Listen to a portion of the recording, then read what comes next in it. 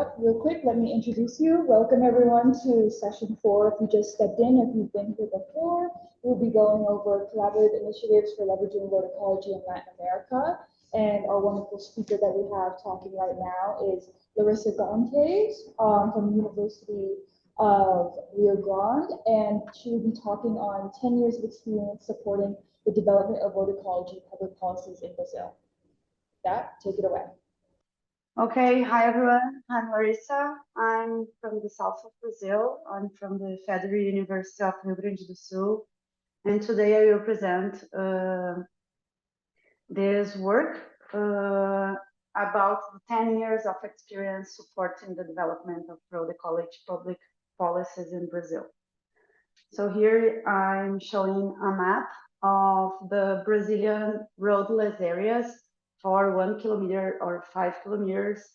And here we can see that we have in purple the natural vegetation, unprotected areas of roadless areas, and in green the protected areas. So we can see that the our road network is expanded along all the country. So the environmental impact assessments are one of the most important tools to reduce the environmental consequences of infrastructure by formally implementing the mitigation hierarchy along the planning, construction, and operation phases of a road. So, but how does the road impact assessment process work in Brazil? We have an initial government planning through a strategic environmental assessment of public policies. This is the first step, and after we plan where the roads are expanding, for each project we have a technical, economic, and environmental feasibility study. And after these two steps, it starts the environmental impact process with the environmental impact statement or study and the preliminary license. So after this step, we have the environmental license for the installation and operation of the project. But what's the problem? The problem is that there is low environmental and social considerations in the first steps, and we have low political pressures, and these political pressures increases along the process, and it's higher at the end of the process. So the ideal scenario should be the consideration of environmental and social aspects during all these steps along all this process, and we believe that the political pressure should be higher in the first steps and decrease along the process. Environmental impact assessments have been criticized for their low effectiveness, and despite the existence of procedures for transport infrastructure, the absence of specific rules for planning mitigation measures raises major concerns about the effectiveness of current practices. So improving and enforcing regulations are recognized as a solution to increase environmental impact assessment quality and effectiveness. So here, just an example, here it's a work that we performed, the evaluation of how 10 environmental impact assessments were done in Brazil.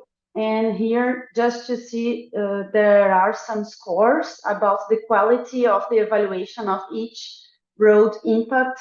And you can see, you can see that the scores are very, very low. So the criticism about the quality of the studies is very important. So here I want to present a series of cases we have been involved with in Brazil over the past 10 years, engaging different stakeholders in improving sampling protocols and guidelines related to environmental assessment and the mitigation of road and railroad impacts on wildlife. Before showing the cases, I just want to highlight that all these cases we followed the principles for knowledge co-production. So the principles are that all the cases are context-based, are pluralistic, are goal-oriented, and are interactive. So the first case was a workshop focused on wildlife vehicle collisions, and these workshops got together people from university, people from the state environmental agents, the state transportation agents, and the federal environmental agents. And here, this workshop happened between 2013 and 2016, focused on state roads in Rio Grande do Sul state. And here we want to discuss sampling and analytical protocols to answer these questions. How many, where, and when animals die on roads? So the results, just to see an example, the results are protocols that establish the methods and analysis that have been done to evaluate the impact. And all these protocols have discriminate every aspect that we have to focus. So data to be collected, survey duration and interval, and all of this related to methods and analysis to evaluate the impact of wildlife vehicle collisions. So all these workshops also have a specific document, a result, and here in this case we have a paper that describe all the protocol and all the decisions that we had done to make it. And also there was a technical regulation from the state environmental agents that follow this protocol. The second case was a workshop also related to wildlife vehicle collisions, but specific for high railroads. So here we got together all people involved in railroad environmental impact assessments, and we got together people from the university, companies, and environmental agency, and also the infrastructure ministry in Brazil, the national agency. So here we also have a protocol that we are working now in the paper to describe all the decisions that we made to create this analytical and methodological protocol. So the third case that I want to show, it's a case specific now for amphibian and not just wildlife in general, but amphibian vehicle collisions. And in this workshop, we got together people from different states. So there were 11 state environmental agents across Brazil, and these workshops were online. And here we got together people from the university, people from these environmental agents from 11 states, the federal agency, and also the National Center for Research and Conservation of the Brazilian Amphibians. And we discussed protocols specific to evaluate the impact on the amphibians. But why amphibians? Because it's a group usually neglected in road impact assessment studies in Brazil. They are potentially the most affected group on roads. There is a lack of application of appropriate sampling and analytical methods for this group. And there is lack of evaluation of the effectiveness of mitigation measures using suitable sampling designs and designs specific for mammals, but not for amphibians. So here is the result. We have a document. It's in Portuguese, but we are working on the translation for Spanish and English. And it's a protocol to the evaluation of the amphibian vehicle collisions impact, and also for the monitoring the effectiveness of mitigation measures, and totally available and free. And the last case was a case, sorry, there is a message here. Okay, the last case was the case that happened in São Paulo state, the most populous state in Brazil. There is the highest, the high density network in Brazil.